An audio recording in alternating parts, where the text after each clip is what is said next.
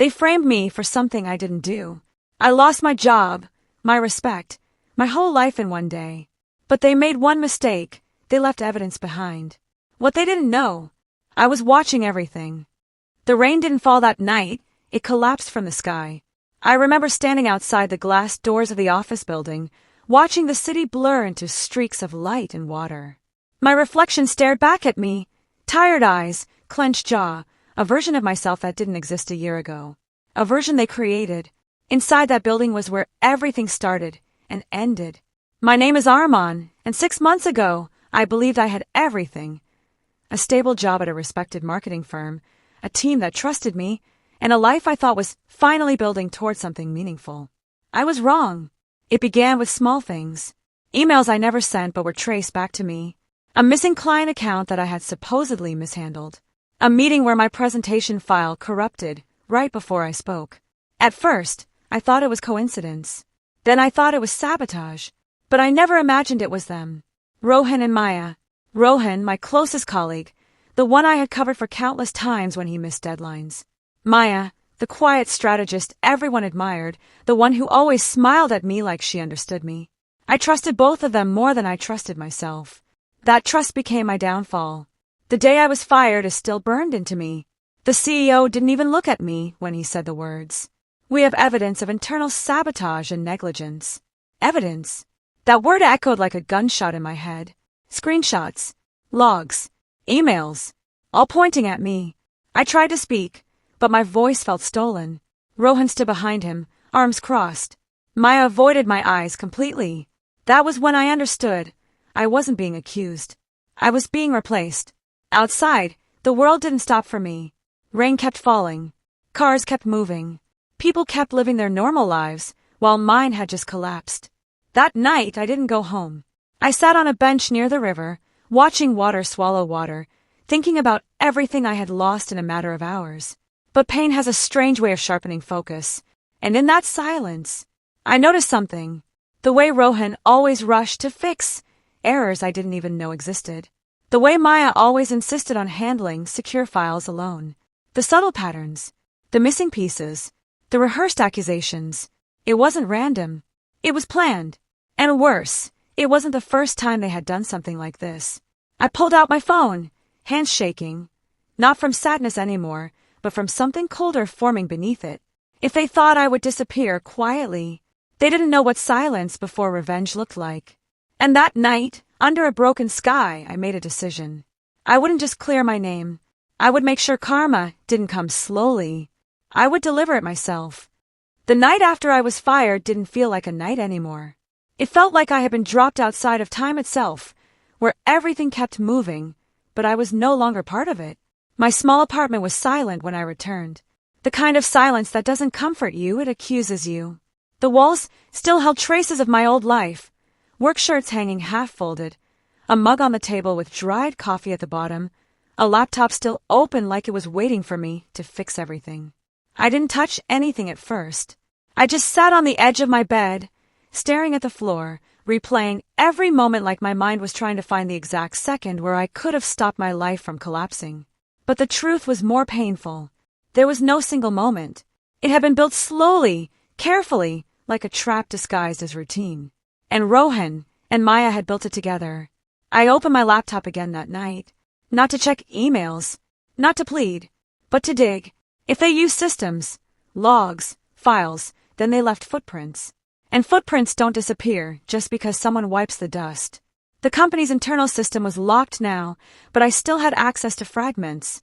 Old backups, shared drives, cached files I had once used casually without thinking. Back then, it was just work. Now it was evidence. Hours passed. Rain tapped against my window like impatient fingers. The glow of a screen turned my room into something colder than it already was. And then I saw it. A file timestamped 3 weeks before my downfall. It wasn't created by me. It was created from my login. But the IP address wasn't mine. I leaned closer, heart tightening. The login came from a device registered under the internal IT network, restricted access. Only senior personnel had it. Only someone trusted. Only someone like Rohan. My fingers went numb for a moment. But I didn't stop.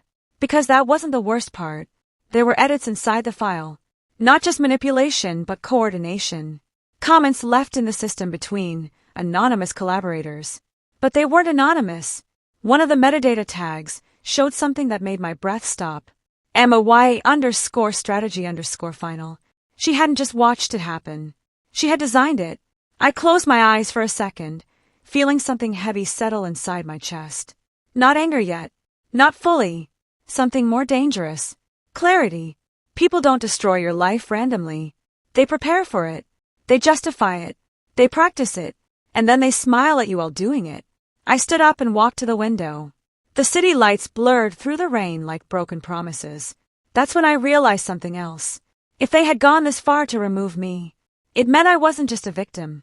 I was a threat they had removed before I could realize my own value. And now that I knew the truth, I wasn't going to scream.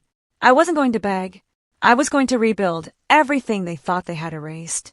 But this time, I wouldn't play fair. My phone lit up on the table. Unknown number. One message. You should stop digging. For your own good. I stared at it for a long moment.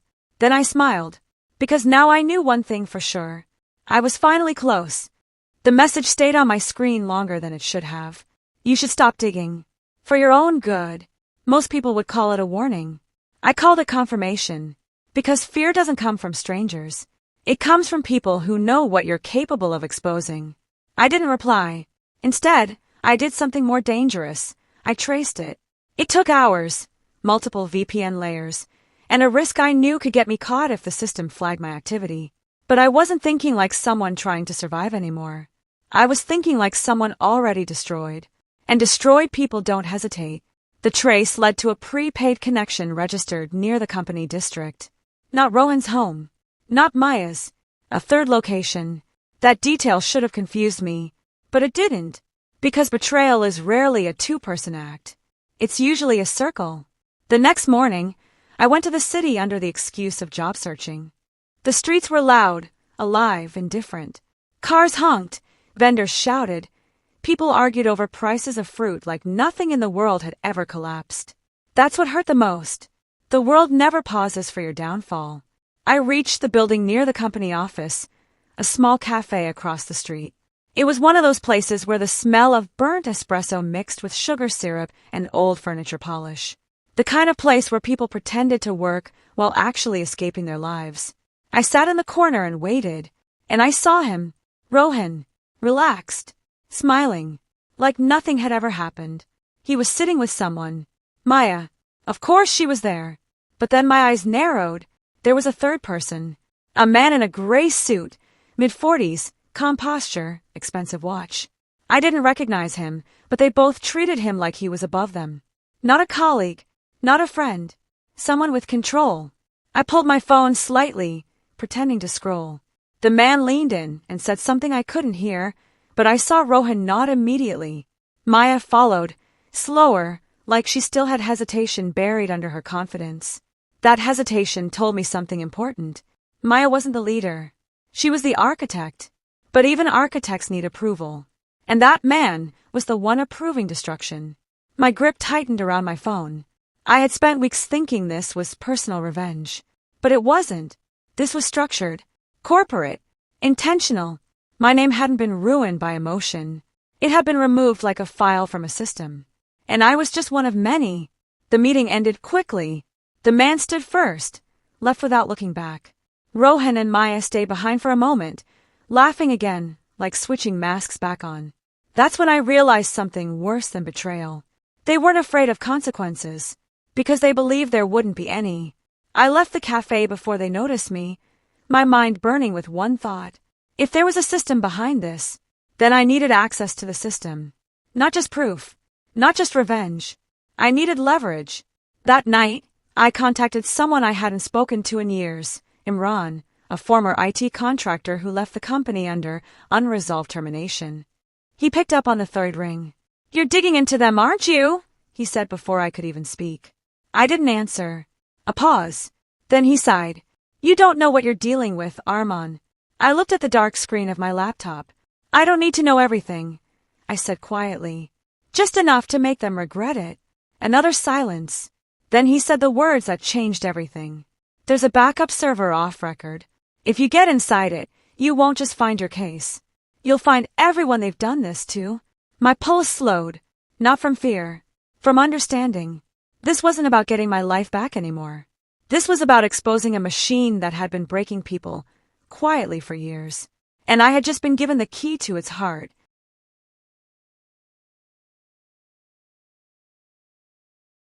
The night I decided to break into the backup server, the city felt different. Not quieter, not calmer, but heavier. Like it already knew what I was about to do. Imran's words kept echoing in my mind as I sat in front of my laptop. There's a backup server off record. That wasn't just a system detail. That was a hidden layer of the company, something designed not for daily work, but for control. For erasing mistakes or people. And I was one of those mistakes. My apartment was completely dark except for the pale glow of the screen. Outside, wind pressed against the window like it wanted inside. Every few minutes, the power lines outside would hum faintly, as if the city itself was warning me to stop. But I had already crossed the point of stopping. I connected through a secured proxy Armaan had once used for testing internal systems. The interface flickered, then opened a screen I had never seen before. No logo, no branding. Just a single access field. Authorized personnel only. My hands paused. This wasn't normal IT architecture. This was something built to be hidden from even senior staff. I entered the credentials Imran had sent. The system didn't immediately reject me. It studied me. Then it granted access. A cold chill moved through my spine. Inside, it wasn't what I expected. There were folders. Hundreds of them. Each labeled with initials, project codes, and dates. At first, it looked like storage. Then I clicked one, and everything changed. It wasn't just files. It was people. Performance reports that didn't exist in the main system. Psychological assessments. Fabricated misconduct logs. Internal risk ratings assigned to employees. And next to each name a status. Neutralized. Reassigned. Terminated. My breath slowed. This wasn't a corporate backup. This was a control database. A place where careers were decided before anyone even knew they were being judged. I kept scrolling, heart tightening with every click. And then I saw it. My name. Armaan Qureshi. Status. Terminated. Strategic removal. Attached files showed everything. The fake emails. The manipulated logs. The internal review that framed me. And at the bottom, approval signatures. Rohan. Maya. And the third man from the cafe. His name was there now. Adrian Cole, Regional Operations Director. My stomach dropped slightly. So that was the level. This wasn't just coworkers trying to climb the ladder. This was a coordinated system of removal. People weren't fired here. They were processed. My fingers tightened on the mouse. But then something else appeared. A folder that wasn't labeled like the others. No initials. No code. Just one word. Project Karma. My chest went still. I clicked it. The folder opened slowly, almost deliberately, like it didn't want to reveal itself too quickly. Inside were files, but not about me. About others like me. Employees who had been removed over the years. Whistleblowers. Analysts. Managers who questioned decisions. Some of them had lawsuits pending. Some had accidents. Some had simply disappeared from professional records entirely. And all of it connected back to the same structure. Rohan handled execution. Maya handled design. Adrian handled approval. And there were more names higher than him. Much higher. I leaned back slowly in my chair. For a moment, I didn't feel angry anymore. I felt something colder. Understanding. I wasn't an isolated victim. I was part of a pattern. A system that survived by rewriting reality. Suddenly, my screen flickered. A notification appeared. Unauthorized access detected. My heart spiked. But before I could react, another message popped up. From inside the system. Not external. Internal. Armaan. You shouldn't have gone this far. My blood ran cold. Because that meant one thing. They were watching in real time. The message on my screen didn't just appear. It stared back at me. Armaan.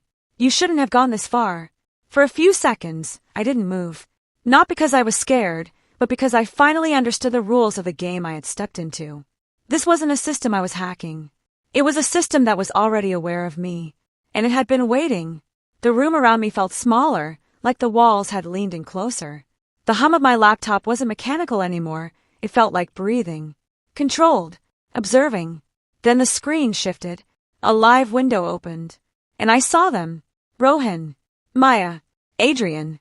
All three sitting in a conference room I recognized instantly, the executive floor of the same company that had erased me. But now, their expressions were different. No confidence. No laughter. Just tension. Adrian leaned forward first. He's inside the backup system. Rohan's jaw tightened. That's impossible. The access layers were already compromised. Maya cut in sharply, but her voice wasn't as steady as before. We underestimated him. That sentence hit differently. We underestimated him. Not he broken. Not he's dangerous. But we miscalculated. For the first time, I wasn't just a name in their system. I was a problem they couldn't quietly erase. And that meant something was about to break. I watched as Adrian turned toward the screen, as if he could see me through it. And then he spoke. Armaan, listen carefully. You don't understand what you've accessed. This isn't just about your termination. If this data goes public, people will lose everything. Jobs. Families. Stability. I almost laughed. Because suddenly, the villain always says the same thing. Think of the consequences. Funny how consequences only matter when they come back to them. I leaned forward. My voice was calm. Too calm. You thought about consequences when you destroyed me? Silence. Rohan looked away first. Maya didn't. That surprised me. Her eyes stayed locked on the screen. Not guilty. Not afraid. Tired. And that confused me more than anger ever did. Then she said something I didn't expect. We didn't pick you randomly. My fingers paused. She continued, quieter now. Your project exposed financial irregularities. You noticed patterns in resource allocation. If you had spoken up publicly, it would have triggered an audit. Adrian exhaled sharply, like she had crossed a line. But she didn't stop. So they didn't just remove you, Armaan. They prevented a collapse. A collapse. That word echoed in my head. Not justice. Not mistake. Control. Rohan finally spoke, voice low. You were never supposed to find Project Karma. My chest tightened. So I was just damage control. I asked. Maya didn't answer immediately. Then, slowly, yes. Something inside me went quiet. Not broken. Not emotional. Just still. Because now I saw it clearly. They didn't hate me. They didn't even misunderstand me. They used me. And when I became inconvenient, they erased me like a system error. Behind them, alarms suddenly flashed on the wall screen. Adrian turned sharply. What did you do? I didn't answer. Because I wasn't the only one inside the system anymore. Imran had done his part. The external backup sync I triggered earlier wasn't just copying files. It was broadcasting them. Every hidden folder. Every deleted record. Every neutralized employee file. To an independent audit server outside their control. A server already connected to legal oversight channels. Rohan stood up abruptly. Stop it. Shut it down now. But it was too late.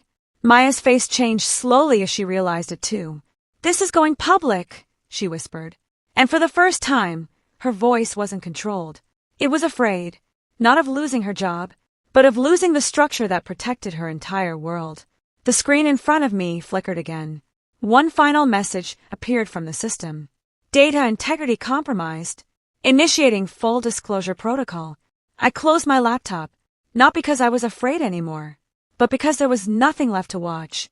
Outside, the city was still alive, but somewhere within its corporate towers, something was collapsing quietly. Not explosively, not dramatically, but permanently. Days later, I didn't return to that company. I didn't need to. News broke slowly at first, then all at once. Internal investigations, mass terminations, legal action. Names I had seen in that hidden system were now headlines. Rohan resigned before he was forced out. Maya disappeared from public records for a while. Adrian was under federal inquiry. And the company I once worked for stopped existing in the same form. But here's the part people don't talk about when they say karma. It doesn't feel like victory. It feels like silence after a storm you survived but didn't enjoy. One evening, I stood again by the river. Same place where everything had started. The water moved like it always had. Unbothered. Indifferent. Endless. I thought I would feel satisfaction. But I didn't. What I felt instead was clarity. They didn't fall because I wanted revenge. They fell because systems built on silence eventually collapse under truth. I didn't destroy them. I just stopped protecting their secrets. And sometimes, that's all karma really is.